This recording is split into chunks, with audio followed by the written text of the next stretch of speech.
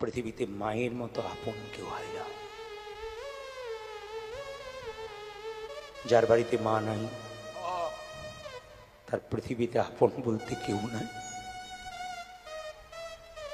যার বাড়িতে বৃদ্ধ বাবা নাই তার আপন বলতে কেউ নাই।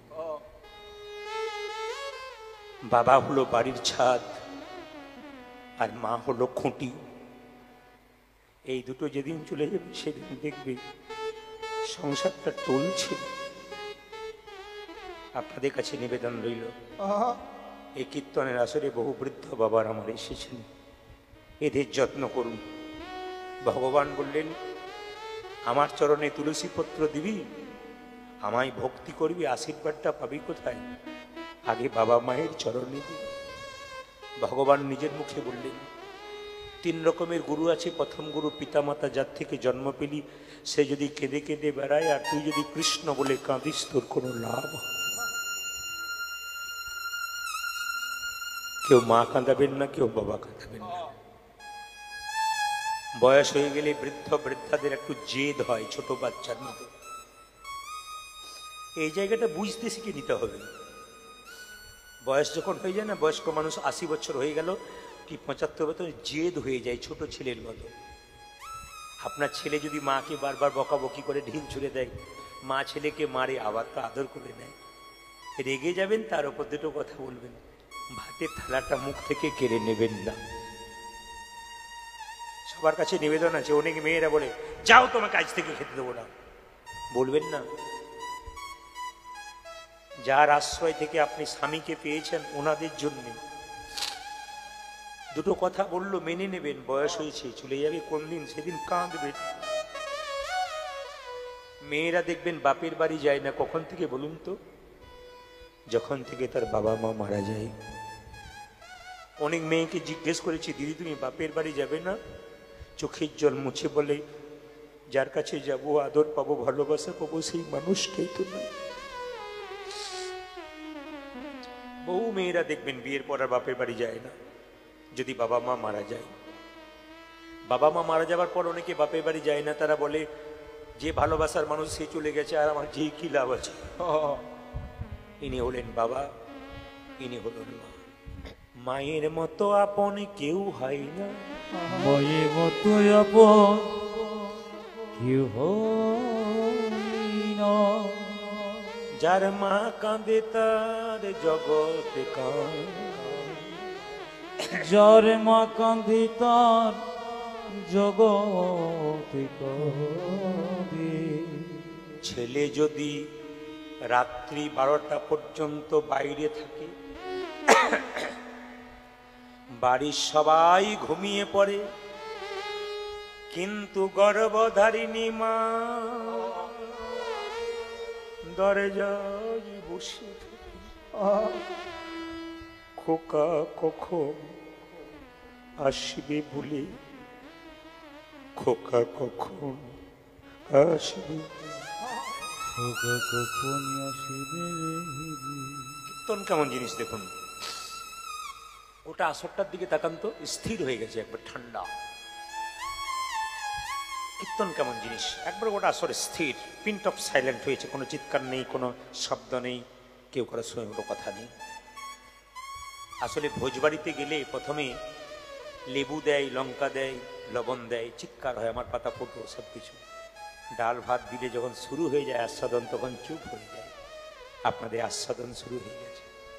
একটা মায়ের গর্ভে একটা বাচ্চার 10 মাস 10 দিন জায়গা হয়।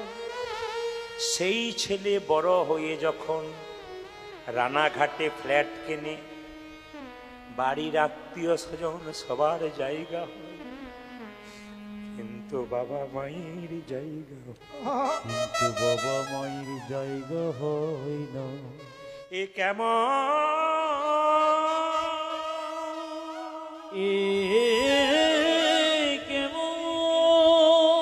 কেমন বিবেক, কেমন বিবেক, মানুষ হয়ে মা বাবাকে চিনতে পারলাম না। আমরা মা বসে গয়ে বাবা মাকে চিনিতে পারিল না। তুমি যখন মায়ের পেটে ছিলে, কত মন্দিরে গিয়ে মা কতবার মানতি করেছি, আমার যদি খোকা হয় আমি আমার সব তোমাকে দিই। যে উপবাস থেকে মন্দিরে সারা জীবন সারা জীবন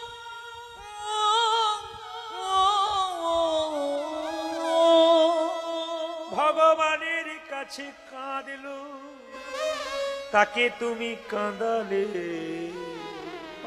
তাকে তুমি কাঁদালে। ছেলে যখন ছোট থাকে মা কাঁদে ছেলে খায় না বলে, ছেলে যখন বড় হয় তখন মা কাঁদে আমায় ভাত দেয় না বলি। ছেলে যখন ছোট থাকে তখন মা বলে আমার খোকা খায় না, তো ডাক্তার দেখালাম, গুঁজে গুঁজে খাওয়াচ্ছি তবু খাচ্ছে না গো। আর বড়বেলায় মাকে দিয়ে বেড়ায় আমার ছেলে আমায় ভাত দেয় না। অভিশাপ করবেন না। রক্তের অহংকারে বয়সের তারতম্যে নিজেকে একটু মানুষ হতে শিখুন, জীবনকে জাগাতে শিখুন, মানবতা শিখুন, চৈতন্য শিখুন, জীবন আপনার সুন্দর। আপনার যে চাণক্যদেবের নাম শুনেছেন, এই চাণক্যদেব কত বড় মাতৃভক্ত ছিল দেখুন। একদিন চাণক্যদেবকে কি করেছে দেখুন, তার মা কোলে করে নিয়ে বসে আছে 5 বছর। একজন জ্যোতিষ এসে বলল, জানো তোমার ছেলে না রাজা হবে। বলে কি দেখে বুঝলে? তোমার ছেলের সামনের দাঁত দুটো উঁচু। বলে অনেক ছেলে তো সামনের দাঁত দুটো উঁচু। জ্যোতিষ বলল না না, তোমার ছেলের সামনের দাঁত দুটো উঁচু, ও কিন্তু বড় হলে রাজা হবে। এখন চাণক্যদেবকে তার মা কোলে নিয়ে বলছে, খোকা তুই নাকি বড় হলে রাজা হবি, রাজা হলে আমায় ভুলে যাবি না তো? সঙ্গে সঙ্গে ছেলে বলল, মা আমি রাজা হব কেন, তোর দাঁত দুটো বড় তাই তুই রাজা হবি, তাই নাকি? আচ্ছা মা, রাজা হলে মাকে ভুলে দেওয়া যায়? বলে হ্যাঁ রে, রাজা হলে গাড়ি বাড়ি টাকা পয়সা হলে ছেলেরা তো মাকে ভুলে যায়, তুই ভুলে যাবি না তো? সঙ্গে সঙ্গে ছেলেটি কি করলো, চাণক্যদেব কি করলো, মায়ের কোল থেকে নেমে গিয়ে একটা পাথরের টুকরো এনে দাঁত দুটোকে ফটাফট ভেঙে দিল। গড় গড় করে মুখ থেকে রক্ত পড়ছে। জিজ্ঞেস করছে তার মা, খোকা তুই কেন দাঁত দিয়ে দাঁতগুলোকে ভেঙে দিলি পাথর দিয়ে? মা দাঁত দুটো থাকলে রাজা হবো, রাজা হলে তোমায় ভুলে যাবো, দাঁত দুটো ভেঙে দিলাম আর আমি রাজা হবো না, আর তোমায় কোনোদিন ভুলবো। শুধুই কি চাণক্যদেব ইতিহাসের পাতায় এমন সুন্দর নাম রেখেছে। মাতৃভক্তি না থাকলে পৃথিবীতে কেউ এগোতে পারে না, মা বাবার আশীর্বাদ না থাকলে পৃথিবীতে কেউ এগোতে পারে না। খাবেন আপনি, পশুও খায়, ঘুমাবেন আপনি, পশুও ঘুমায়, কিন্তু মানবতা তৈরি হলো কি করে, ভক্তি তৈরি হলো কি করে, যতক্ষণ না আপনার মাতৃভক্তি পিতৃভক্তি আপনার জন্মাবে। আপনাদের বাড়িতে মা যদি বেঁচে আছে, এখন থেকে সাবধান হন, একটু সেবা যত্ন করুন। আর যাদের মা বাবা চলে গেছে, একটা ফুলের মালা দিয়ে মাকে প্রত্যেক দিন দেখে ঘর থেকে বেরোন, বাবাকে প্রত্যেক দিন দেখে ঘর থেকে বেরোন। ওদের আশীর্বাদ যার উপরে থাকবে না, কোনো দিন তার কোনো কষ্ট হবে না। মা বাবার আশীর্বাদ হাত দুটো যার মাথাতে আছে, সে কখনো গরিব হতে পারে গো। সে যে বড় লোক হয়, টাকাতে বড় লোক হোক না হোক, মনে তো বড় লোক হয়।